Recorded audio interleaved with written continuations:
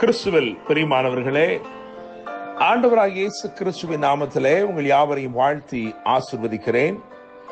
இந்த நாளுக்கென்று தேவன் நமக்கு அருளியிருக்கும் ஜீவ வார்த்தை சங்கீதம் 115:12. கர்த்தர் நம்மை நினைத்திருக்கிறார், அவர் ஆசீர்வதிப்பார். ஆண்டவர் உங்களை நினைவு கூறும் ஒரு நாளுக்குள் நீங்கள் வந்திருக்கிறீர்கள். அவர் உங்களை ஒரு நாளும் மறந்து விடுகிறவர் அல்ல. அவர் உங்கள் பேரில் நினைவாகவே இருக்கிற தேவனாயிருக்கிறார். அவர் உங்களை நினைத்து உங்களை ஆசீர்வதிக்கிறார். ஆதியாகமத்தின் புத்தகம் 8ஆம் அதிகாரம் 1ஆம் வசனத்தை வாசிக்கும் பொழுது, தேவன் நோவாவையும் அவனுடனே கூட பேழையில் இருந்த எல்லாரையும் சகல மிருக ஜீவன்களையும் நினைவு கூர்ந்தார் என்று வேதம் சொல்கிறது. பிரளயம் அமர்ந்தது, பேழை அரராத்திலே ஒதுங்கினது. நோவா ஒரு புதிய சுதந்திரத்தை அளந்து கொள்ளும்படிக்கு புறப்பட்டான். என கேட்கிற தேவனுடைய பிள்ளைகளே, 1 சாமுவேல் 1ஆம் அதிகாரம் 19ஆம் வசனத்தை கவனிக்கும் பொழுது, தேவன் அன்னாளை நினைத்தருளினார் என்று எழுதியிருக்கிறது. ஒரு பெரிய தீர்க்கதரிசியை, தான் முதல் பெயர்சுவா மட்டும் பெயர் பெற்ற ஒரு பெரிய தீர்க்கதரிசியை பிள்ளையாய் அவள் பெற்றுக்கொண்டாள். மலடி என்று அறியப்பட்டவள் பெரிய சுதந்திரத்தை பெற்றுக்கொண்டாள். என கேட்கிற தேவனுடைய பிள்ளைகளே, உங்களுடைய சூழ்நிலை எதுவாயிருந்தாலும் இன்றைக்கு உங்களை நினைத்திருக்கிற தேவன் நிச்சயமாக உங்களை ஆசீர்வதிப்பார். நிரந்தரமானவைகளை உங்கள் வாழ்க்கையிலே கொண்டு வருவார். அவர் தற்காலிக தீர்வுகளை அருளுகிற தேவன் அல்ல. அவர் உங்களை நினைத்திருக்கிறார். எனவே நிரந்தரமான நன்மைகளை நிச்சயமாய் உங்களுக்கு அருளுவார். கர்த்தர் நம்மை நினைத்திருக்கிறார், அவர் ஆசீர்வதிப்பார் என்று வாசிக்கிறோமே. தேவன் எவ்விதமான ஆசீர்வாதங்களை மனுபுத்திரருக்கு அருளுவார்? ஒரு 3 விதமான ஆசீர்வாதங்களை ஆதியாகமத்தின் புத்தகம் 49ஆம் அதிகாரம் 25ஆம் வசனத்திலிருந்து நான் சொல்லும்படிக்கு விரும்புகிறேன். அவைகள் எல்லாம் யோசேப்புக்கு அருளப்பட்ட ஆசீர்வாதங்களாய் இருக்கிறது. கிறிஸ்துவுக்குள் அந்த ஆசீர்வாதங்களை நீங்கள் நிச்சயமாய் இந்த நாளிலே பெற்றுக் கொள்ளலாம். அவர் உங்களை நினைத்திருக்கிறார். அவர் நிச்சயமாய் இன்று உங்களை ஆசீர்வதிப்பார். ஆதியாகமம் 49:25 முதலாவது சொல்லப்பட்ட ஆசீர்வாதம் வானத்திலிருந்து உண்டாகும் ஆசீர்வாதம். என கேட்கும் தேவனுடைய பிள்ளைகளே, இப்படிப்பட்ட ஆசீர்வாதம் இருக்கிறது. அது வானத்திலிருந்து உண்டாகும் ஆசீர்வாதம். வேதம் சொல்லுகிறது, நீங்கள் யாக்கோபு நிருபத்தை வாசித்து பார்க்கும் பொழுது, நன்மையான எந்த ஈவும் பூரணமான எந்த வரமும் பரத்திலிருந்து உண்டாகி ஜோதிகளின் பிதாவினிடத்திலிருந்து இறங்கி வருகிறது. தேவன் தம்முடைய ஆசீர்வாதங்களை, ஒரு சில ஆசீர்வாதங்களை வானத்திலிருந்தே உங்களுக்கு சிருஷ்டித்து அனுப்பும்படிக்கு விரும்புகிறார். அவைகளை நீங்கள் காத்திருந்து பெற வேண்டும். அப்படி என்றால் இந்த முதல் தரத்து ஆசீர்வாதங்களை நீங்கள் பெற்றுக்கொள்ள வேண்டும் என்றால் நீங்கள் காத்திருந்து பெற்றுக்கொள்ள வேண்டும். அப்போஸ்தலர் 1:5 இப்படியாய் ஆண்டவர் இயேசு சொன்னார், என்னிடத்தில் கேள்விப்பட்ட பிதாவின் வாக்குத்தத்தம் நிறைவேற காத்திருங்கள்.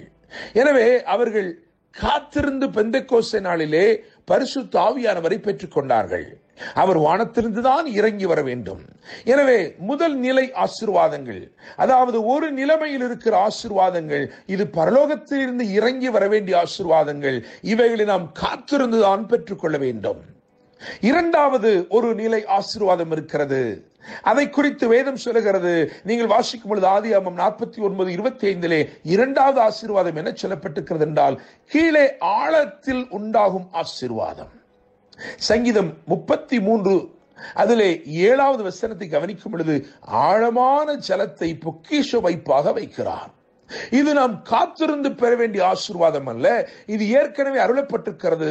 எனவே இதை கண்டுபிடிக்க வேண்டும். இது கண்டுபிடிக்க வேண்டிய ஆசீர்வாதம், கண்டுபிடிக்க வேண்டும். நீதிமொழி 4:22 எழுதியிருக்கிறது, அவைகளை கண்டுபிடிக்கிறவர்களுக்கு அவைகள் ஜீவனும் உடலுக்கெல்லாம் ஆரோக்கியம். கர்த்தருடைய வசனத்தை குறித்து அங்கு எழுதியிருக்கிறது. அதை கண்டுபிடிக்க வேண்டுமாம். அந்த வார்த்தையை கண்டுபிடித்தால் அது உங்களுக்கு ஆரோக்கியத்தை கொண்டு வருகிறது. உங்கள் உடலுக்கெல்லாம் ஆரோக்கியமும் ஜீவனுமாயிருக்கிறது.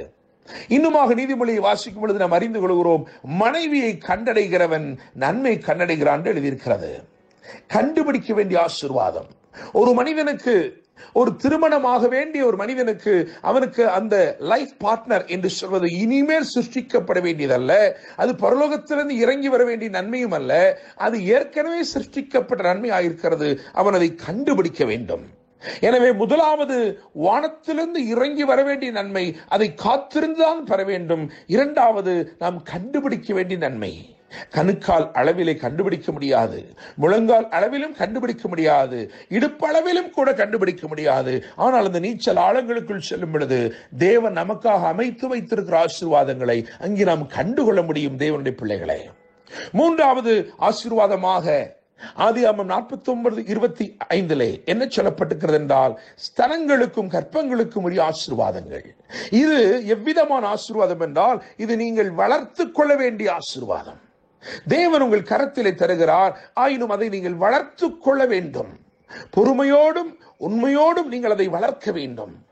ஒரு மனிதனுக்கு அவர் 5 தாலந்தை கொடுத்தார், அவர் 10 கொடுக்கவில்லை, 5 கொடுத்தார். காரணம், அவன் அந்த 5ஐ வளர்க்க வேண்டும். இன்னும் ஒருவனுக்கு 2 கொடுத்தார், அவன் அதை வளர்த்து 4 ஆக்க வேண்டும். அதே போலதான் பிள்ளைகள். தேவன் ஒரு குழந்தை தான் தருகிறார், ஒரு பெரிய ஊழியக்காரனை தருவதில்லை.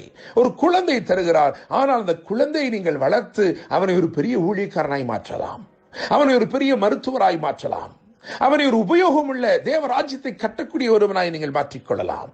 எனவே 3 விதமான ஆசீர்வாதங்கள். ஒன்று காத்திருந்து பெற வேண்டிய ஆசீர்வாதம், இன்னொன்று கண்டுகொள்ள வேண்டிய ஆசீர்வாதம், மூன்றாவது நாம் வளர்த்துக் கொள்ள வேண்டிய ஆசீர்வாதம். தேவன் இப்படிப்பட்ட ஆசீர்வாதங்களை இன்று உங்களுக்கு தரப்போகிறார். எனவேதான் வாக்கு பண்ணியிருக்கிறார், கர்த்தர் நம்மை நினைத்திருக்கிறார், அவர் ஆசீர்வதிப்பார். இன்று கர்த்தர் இந்த வார்த்தைகள் மூலமாய் உங்களை ஆசீர்வதித்து உங்களை மேன்மைப்படுத்தி வாழ வைப்பாராக. என்று அன்புடன் pastor Daniel Moses. God bless you.